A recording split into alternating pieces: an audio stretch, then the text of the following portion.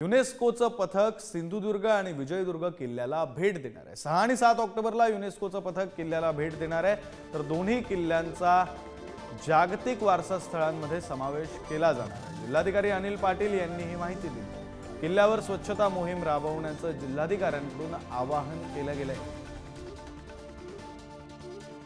प्रतिनिधी उमेश बुचडे हे आपल्यासोबत फोन लाईन वरून जोडले गेलेले आहेत, त्यांच्याशी बातचीत करूया।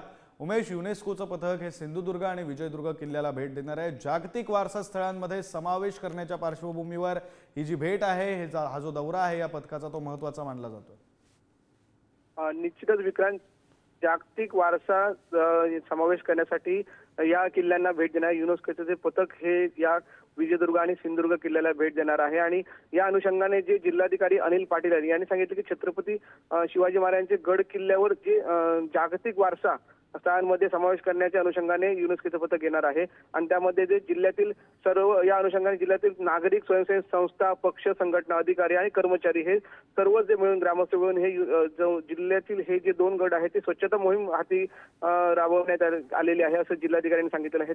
तसेच त्याच पार्श्वभूमीवर 6 आणि 7 या 2 तारखेला हे किल्ल्यावर भेट देणार आहे अशी माहिती अनिल पाटील यांनी सांगितली। त्यांनी या अनुषंगाने सर्व जिल्ह्यामध्ये जे छत्रपती शिवाजी महाराजांचे गड किल्ले आहेत ते स्वच्छता मोहीम राबवले गेल्याने कुठेतरी सर्वच शिवप्रेमी आहेत ते समाधान व्यक्त होतील आणि जागतिक वारसा इथे जपला जाईल असं एक एकंदरीत माहिती ही जिल्हाधिकारी अनिल पाटील यांची आहे।